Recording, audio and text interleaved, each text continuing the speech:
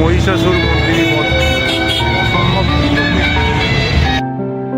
Hello, good morning. দেখতে পাচ্ছেন আবার চলেছি নতুন ভিডিও নিয়ে। তো আজকে চলেছি নবদ্বীপের পথে রাস উৎসব দেখবো বলে। তো শিয়ালদা থেকে জঙ্গিপুর এক্সপ্রেস আসছে, দমদম থেকে ধরে নেবো, ডাইরেক্ট চলে যাবো নবদ্বীপ। তারপর গিয়ে নবদ্বীপে রাস দেখবো। দেখতে পাচ্ছেন স্টেশনে প্রচুর লোক দাঁড়িয়ে রয়েছে এদিকে ওদিকে। তো এই মুহূর্তে দাঁড়িয়ে রয়েছি দমদম স্টেশনে। আসছে 13111 শিয়ালদা বর্ধমান জঙ্গিপুর এক্সপ্রেস। তো ট্রেন ঢুকছে।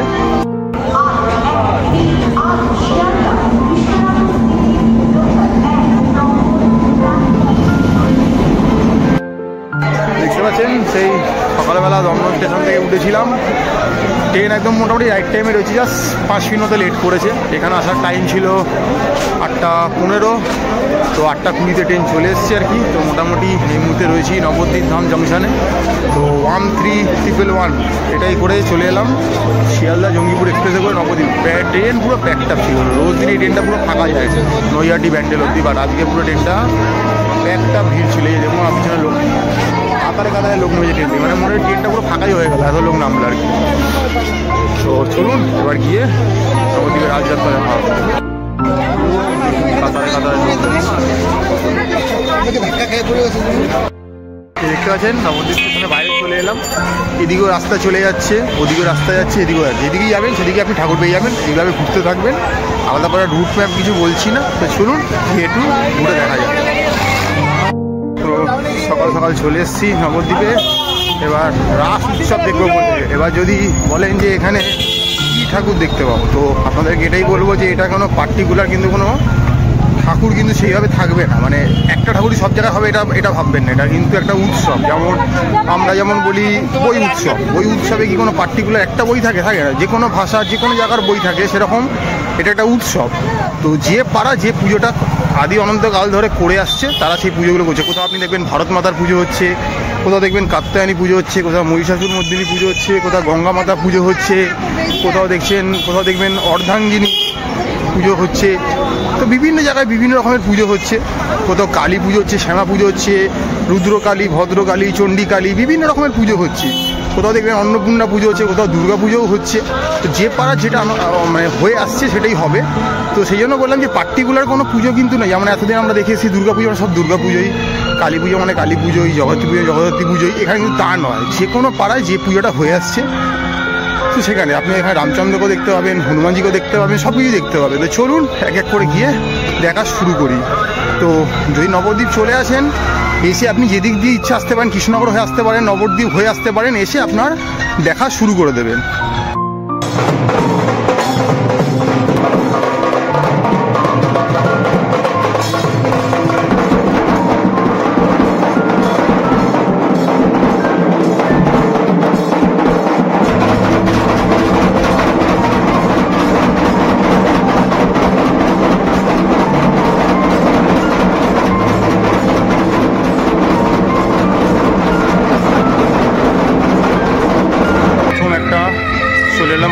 মণ্ডপটা খুব বেতের ঝুড়ি কুলো এগুলো দিয়ে সাজানো হয়েছে।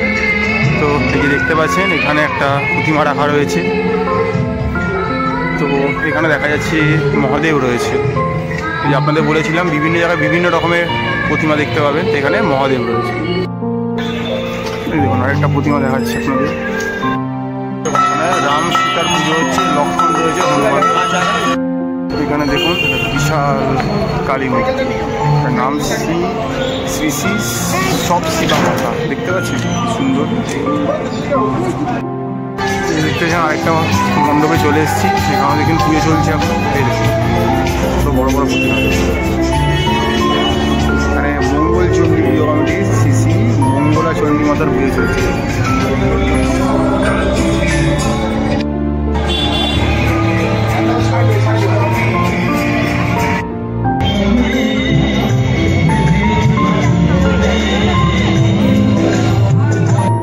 অনেকটা বলা এসেছি এখানে গঙ্গা মাতা পুজো।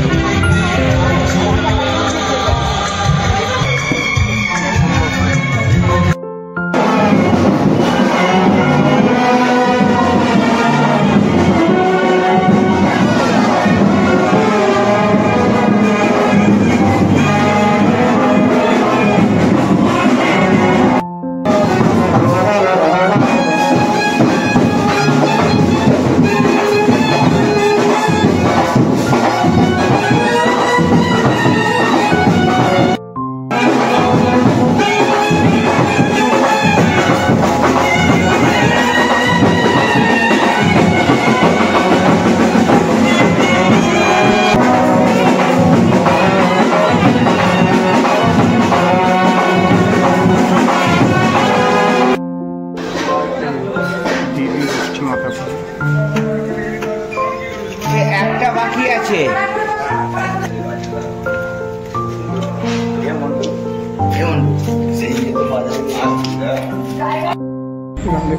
লক্ষ্মীনারায়ণের একটা উপরে ব্রহ্মাদেব রয়েছে, সাবিত্রী দেবী রয়েছে, কার্তিক রয়েছে নিচে, অসম্ভব সুন্দর। এখানে মা অন্নপূর্ণার পুজো হচ্ছে। এটা কদিন পর আর কলকাতায় হবে, মার্চের দিকে সে অন্নপূর্ণা।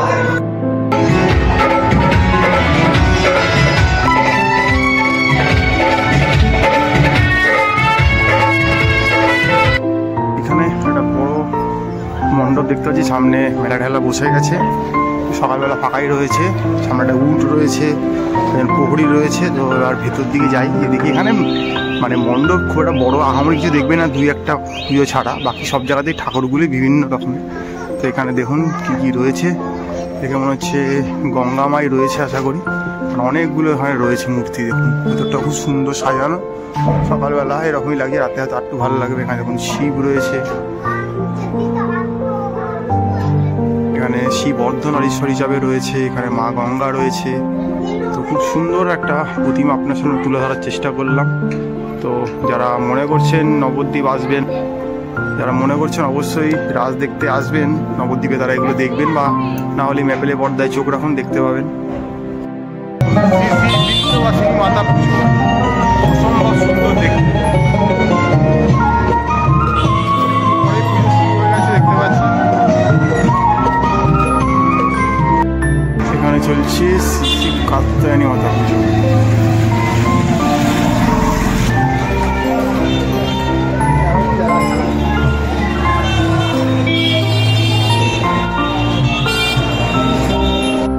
এখানে দেখুন গঙ্গা যমুনা সরস্বতী পুজো হচ্ছে রাস উৎসবে নবদ্বীপে, অসম্ভব সুন্দর দেখতে। এদিকে শিব রয়েছে, আই থিঙ্ক এদিকে ভগীরথ রয়েছে বা বিষ্ণু, যাই বলুন, তো বুঝতে অসুবিধা হয় আমাদের এগুলো। মা অন্নপূর্ণা পুজো এখানে দেখুন শ্রী শ্রী হরগৌরী মাতা পুজো হচ্ছে। দেখুন অর্ধাঙ্গিনী রয়েছে, বলতে পারেন অর্ধনারীশ্বর আর কি। এখানে দেখুন শ্রী শ্রী চণ্ডী মাতা পুজো হচ্ছে, বিশাল বড় প্রতিমা, অসম্ভব। রয়েছে মহিষাসুর মাতা,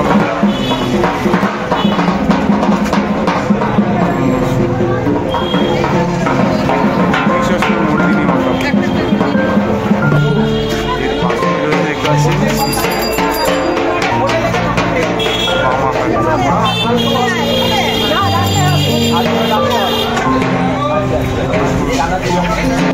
এখানে দেখুন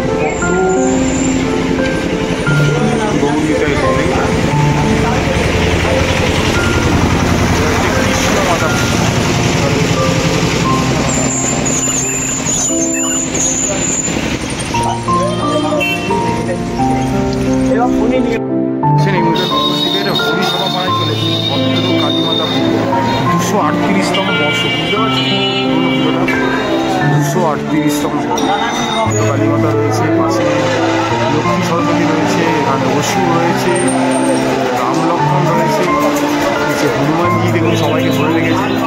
অসম্ভব সুন্দর একটা ব্যাপার। নবদ্বীপ রাত উৎসব দেখাচ্ছি আপনাদেরকে। একদম নবদ্বীপ ফেরিঘাটের সামনে চলে এসেছি। এখানে দেখা যায় মহিষাসুর মর্দিনী পুজো, অসম্ভব সুন্দর।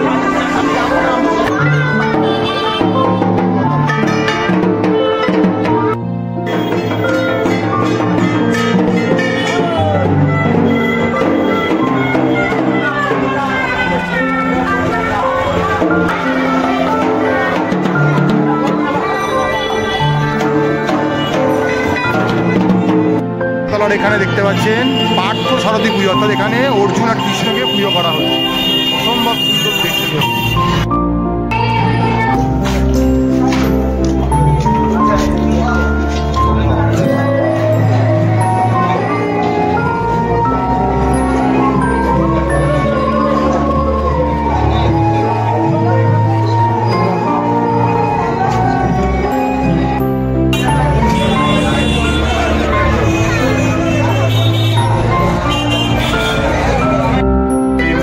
পাড়াটা মধ্যে আছে সেটা হচ্ছে মহাবহু পাড়া, আর এই পাড়াতে একটা খুব সুন্দর পুজো হয়েছে দেখতে পাচ্ছেন, ঝাঁকজমক করে সাজানো।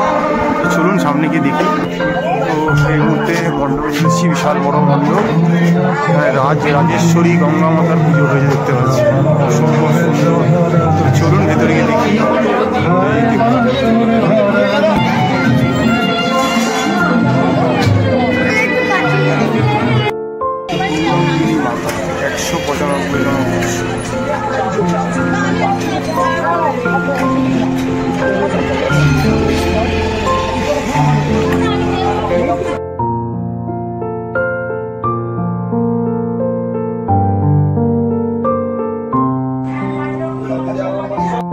অনেকক্ষণ পর একটা খুব সুন্দর মণ্ডপ দেখতে পেলাম, সাদা শুকনো একটা মণ্ডপ। কারণ একটা বরফের এই ব্যাপারটাকে তুলে ধরার চেষ্টা করছে, রাত্রিবেলা এলে ভালো বোঝা যাবে। চলুন ভেতরে গিয়ে দেখি কী রয়েছে। মানে এখানে সচরাচর নর্মাল প্যান্ডেলের মধ্যে পুজোগুলো হয়, বাট অনেকক্ষণ পর ভালো মণ্ডপ দেখতে পেলাম।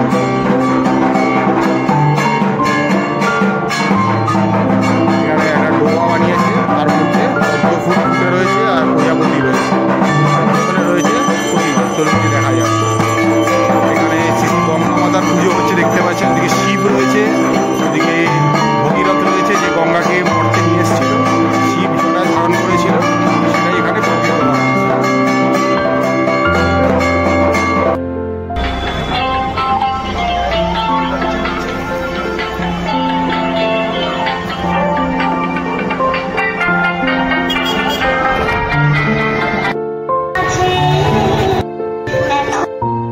এখানে হয়েছে গৌর গঙ্গা মাতা পুজো, দেখুন পুজো চলছে, অসম্ভব সুন্দর। গৌর গঙ্গা মাতা পুজো চলছে এখানে। এখানে শিবের একটা পুজো বললাম না, রাস মানে সব রকমের পুজোকে নিয়ে রাস। এখানে হচ্ছে শ্রী শ্রী রামসীতা পুজো, প্রাচীন মায়াপুর তালতলা মোড় নদিয়াতে। শ্রী শ্রী গৌরাঙ্গ মাতার পুজো হচ্ছে, সুন্দর দেখতে। এখানে এগুলোই মেনলি শ্রী শ্রী রামচন্দ্র মাতার পুজো।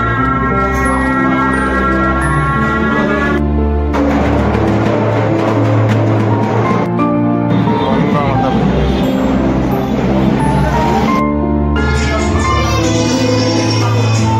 এখানে হচ্ছে শ্রী শ্রী বিশ্বজনীন মাতা পুজো।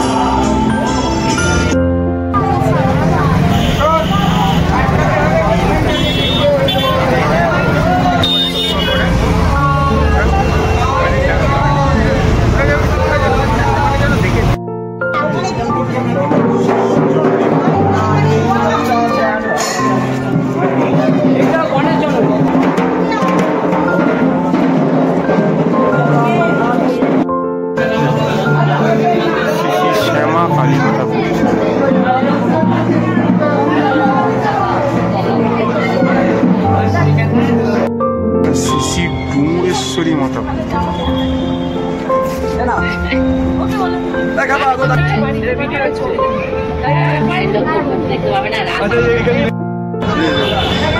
আরেকটা পুজো মহিষাসুর বকাসুর বধ।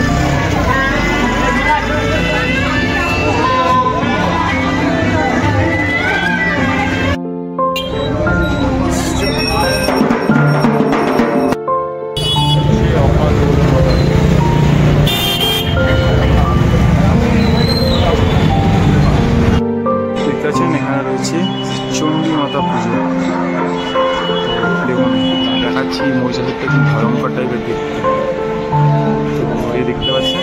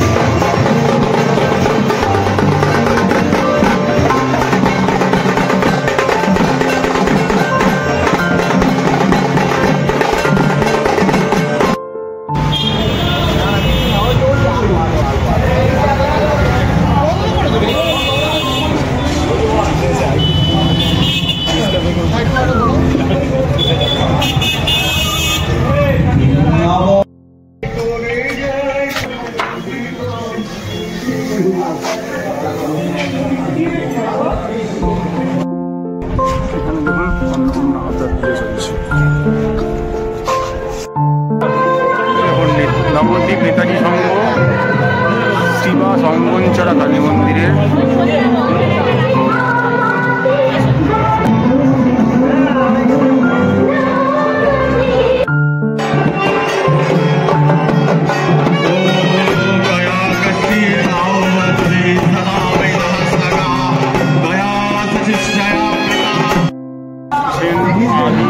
বিন্দুবাসিনী মাতা 195তম বর্ষ।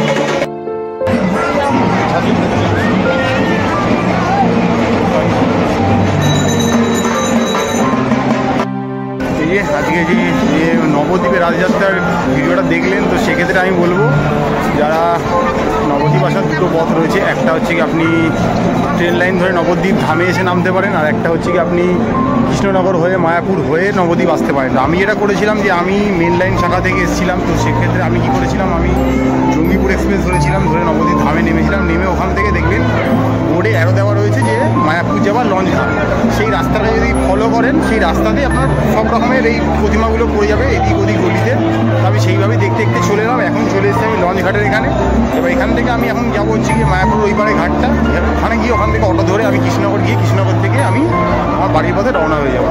এটা ছিল আপনার রুট, বা আপনারা উল্টোটাও করতে পারেন যে কৃষ্ণনগর থেকে এসেও আবার এই নবদ্বীপ হয়ে হাওড়া বা শিয়ালদা দিয়ে চলে যেতে পারেন। তো একটা ছোট্ট প্রয়াস ছিল ম্যাপের। তো আমি তো এরকম আরও ভালো ভালো কিছু তুলে ধরার চেষ্টা করবো, হয়তো এরপর শান্তিপুরের রাস্তা আপনার সামনে তুলে ধরার চেষ্টা করবো। তো দেখতে থাকুন। আজকে দেখালাম আমরা আপনাদেরকে নবদ্বীপের রাসযাত্রা 2024। তো দেখতে থাকুন, লাইক করুন, সাবস্ক্রাইব করুন।